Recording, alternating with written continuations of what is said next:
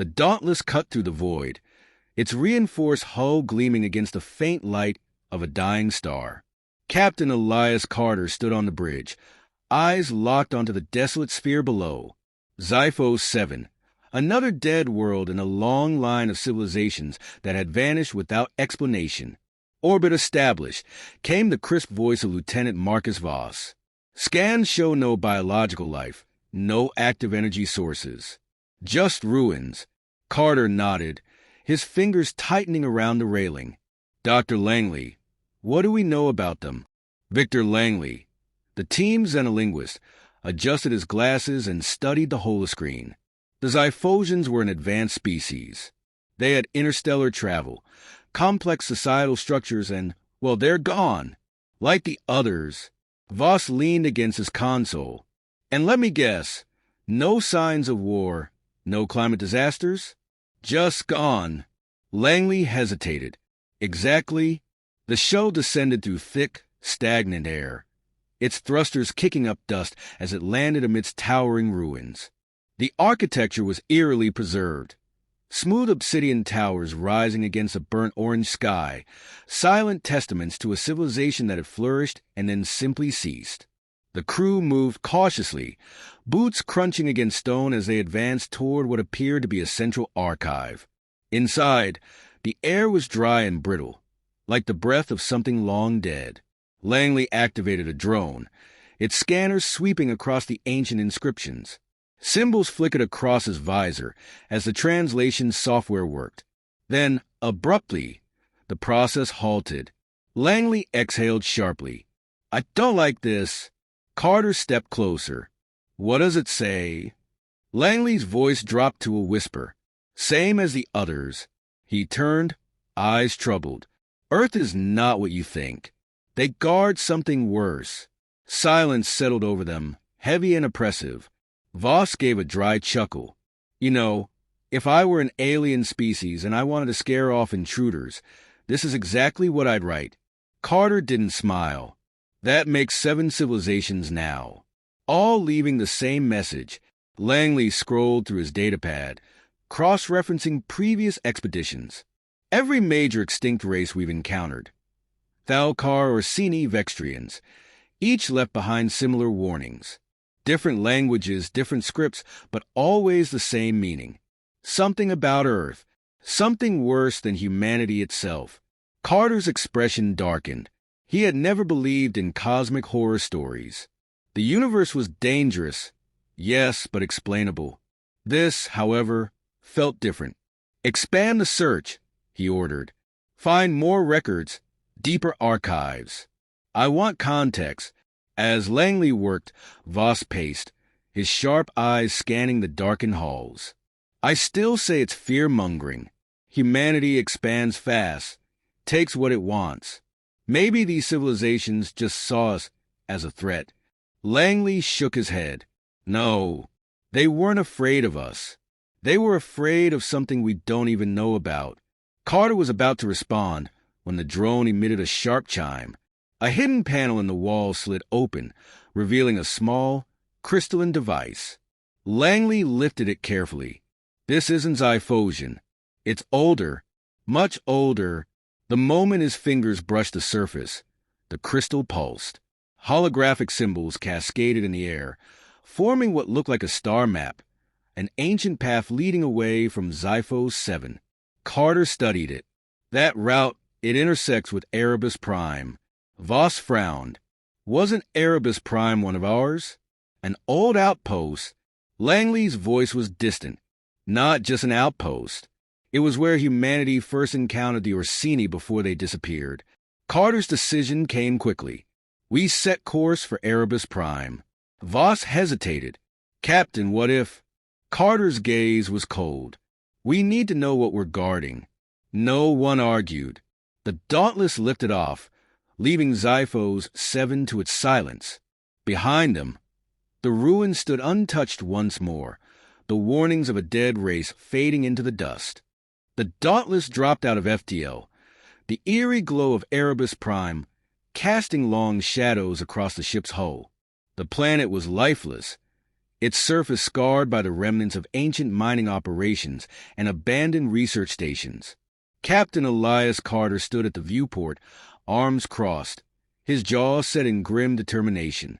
The deeper they dug into this mystery, the more it felt like they were unearthing something meant to stay buried. Dr. Victor Langley worked furiously at his console, eyes darting across the fragmented records they had salvaged from Xiphos 7. The Orsini were here, he murmured, mostly to himself. They work with early human settlers. Then, suddenly, both disappeared. Lieutenant Marcus Voss tightened the straps on his tactical vest, checking his sidearm. And no one thought to investigate until now. His voice was edged with skepticism. We lose an entire research colony and an alien civilization in the same place, and the official response was to file it under unexplained disappearance. Maybe they knew better than to look, Carter said. He turned from the viewport. Suit up. We're going down. The shuttle sliced through the thin atmosphere, touching down near the skeletal remains of an old research facility. Rusted towers loomed above them, their surfaces pitted from time and exposure. The air was still, heavy with the scent of decay and machine oil. As they stepped out, Langley pulled up the colony's last recorded transmission. Static crackled. Then a voice, frantic, broken. We sealed it. If you're hearing this, do not. A burst of interference. Then, just before the file cut out, Earth was never home. Langley swallowed hard. This was recorded minutes before the colony went silent. Carter gestured toward the main structure. Let's move. Inside, the facility was a tomb. Desks lay overturned. Terminals smashed. Chairs scattered as if the occupants had left in a hurry. The walls bore deep gouges, as though something had scraped against them with immense force. Voss swept the room with his rifle's light, the beam revealing dark stains dried into the floor. Langley stopped at a central terminal, brushing dust from the screen. With a few keystrokes, the system hummed weakly to life. Files scrolled past, corrupted data interspersed with flickers of video logs. He selected the most intact entry. A grainy image appeared, a scientist, gaunt and terrified, sitting before the camera. We didn't understand, he whispered. They tried to warn us, but we thought they were afraid of us. The Orsini weren't running from humanity. They were running from what we were built to contain. The screen glitched, distorting his face. It's beneath us, beneath everything. If they ever find Earth, it's already too late. The log ended abruptly. A cold weight settled in Carter's stomach. What the hell were they talking about? Before Langley could respond, a tremor rumbled through the ground. Dust cascaded from the ceiling, loose debris rattling against metal. The sound wasn't mechanical. It was deep organic, as if something massive had stirred beneath them. Voss's rifle snapped up. We are not alone. From the far corridor came a noise faint, rhythmic. A whisper, not spoken aloud but curling at the edges of their minds. Langley winced, pressing a hand to his temple. You hear that? Carter did. It wasn't a voice, not in the traditional sense. It was a presence, pressing against their thoughts, nudging at memories, warping perception. For a moment, he was a child again, standing on the shores of a blackened sea, watching the tide roll in. Except he had never seen such a place. Voss muttered a curse, shaking his head as if to dispel the sensation. This is wrong. We need to get out of here. Langley's fingers flew across the console. There's a sublevel beneath this facility, a sealed chamber. The logs call it the threshold. It was the last thing they locked down before the colony went dark. The ground trembled again, stronger this time. A low, resonant sound echoed through the facility. Not a roar, not machinery. A pulse, a heartbeat. Carter gritted his teeth. We open that chamber, we might not walk back out. Langley met his gaze. Captain, if we don't, we'll never know what they were guarding, or why every dead race we've encountered feared Earth. For a long moment, Carter hesitated. Then he exhaled sharply. Voss, get us a way in. They descended into the sublevel through an emergency shaft, their boots ringing against rusted metal. The deeper they went, the colder the air became until their breath misted in front of them. The passage opened into a vast chamber, its walls lined with ancient conduits, human design, but fused with something else, something older. At the center stood a massive door, its surface etched with intricate patterns that shifted as they looked at them. Langley traced a gloved hand across the markings, his breath hitching. These symbols, they predate humanity. This wasn't built by us. We just reinforced it. Voss examined the control panel. Looks like it was meant to stay shut. A final tremor shook the chamber, and this time they felt it beneath their feet, a force pushing up from below. The whisper returned, stronger, laced with something new. Expectation. Langley's hands trembled as he decrypted the lock. They didn't just seal something away. They locked it beneath us and put humanity on Earth as a failsafe. We were never meant to leave. Carter's pulse pounded in his ears. Then we've already made a mistake. The final lock disengaged. The door groaned, metal grinding against metal. And from the darkness beyond, something stirred. The door groaned as it slid open, revealing a chasm of absolute darkness. A gust of stale air rushed past them, thick with the scent of decay and something older than rot. The whispering stopped. Silence flooded the chamber, heavy and unnatural, as if sound itself had been swallowed by the void beyond the threshold. Captain Elias Carter's grip tightened on his sidearm. His heartbeat was a dull, insistent thud against his ribs, but he forced himself to remain steady. Dr. Victor Langley took a cautious step forward, visor scanning the depths, his breath shallow.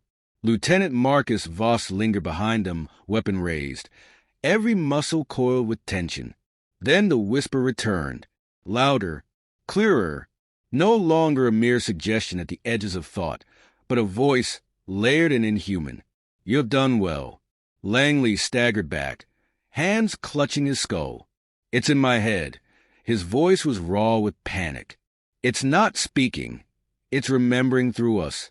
The chamber beyond remained empty, yet Carter felt watched, dissected. He glanced at Voss, who had gone unnervingly still, his weapon slack in his grip. The lieutenant's expression was unreadable, his gaze fixed on the blackness before them. Langley's voice trembled. They didn't lock something in. They locked something out. Carter turned sharply. "What the hell does that mean?" Langley's hand shook as he pulled up the old Xiphosian records. The symbols on the walls matched those in the data, an ancient script no human was ever meant to read. His voice was barely above a whisper. Humanity wasn't placed on Earth as a dominant species. We were put there to act as jailers. A living lock. The whisper curled through the air again, "And you have left the door unguarded." The floor beneath them vibrated. The conduits along the chamber walls, once cold and inert, began pulsing with a sickly, golden light. Patterns flickered across them, shifting in ways that made Carter's vision blur. Voss let out a sharp breath, his body stiffening. "Something's coming." A sound drifted from the abyss, low and resonant, like the exhalation of something vast awakening from a dream. The shadows within the chasm thickened, coalescing into something that wasn't quite shape, wasn't quite void. It wasn't moving toward them, but they could feel it spreading. Langley's fingers flew over his datapad. The Orsini understood too late. They tried to reinforce the seal, but they were already infected. The moment they grasped the truth, it knew them. It became them. Carter's mind raced. If humanity was meant to be the lock, his voice faltered. Then what happens when we become aware of what we're guarding? Langley swallowed. "I think we already know." Voss made a sound, a strangled breath that wasn't quite his own. Carter turned just as the lieutenant's weapon fell from his hands. His eyes, once sharp, calculating, were pitch-black voids, reflecting nothing. "It has been waiting." Voss's body jerked, as if pulled by invisible strings. His mouth moved, but it was no longer his voice that spoke. The Orsini were the last to know. They were not the first. Carter raised his sidearm. Voss, fight it. Voss's lips curled, but it wasn't a smile. You don't understand, Captain. We were never meant to leave Earth. Not because we are dangerous, but because we are necessary. The entity shifted within the chasm, its presence thickening, pressing against the air. Langley's breath was ragged, his fingers twitching as if resisting the urge to move toward it. If this thing spreads. Carter knew, if they left this place alive, if they took this knowledge back to Earth, the seal would break in a way no technology could mend. Humanity's awareness would be the key turning in the lock, undoing the very purpose of their existence. His pulse steadied. Voss, whatever wars form, tilted his head. You know what you must do. Carter's finger tightened on the trigger. A single shot rang out. Voss's body crumpled to the floor, black ichor pooling beneath him. The whispering faltered. The entity in the abyss recoiled, not in pain, but in amusement. Langley gasped. We have to destroy this facility. Carter was already moving. No distress signals. No records. We wipe everything. Langley hesitated, his gaze flicking to Voss's body. And us. Carter activated his comms. Computer, begin self-destruct sequence. As the countdown began, the whispering grew frantic, clawing at the edges of their minds.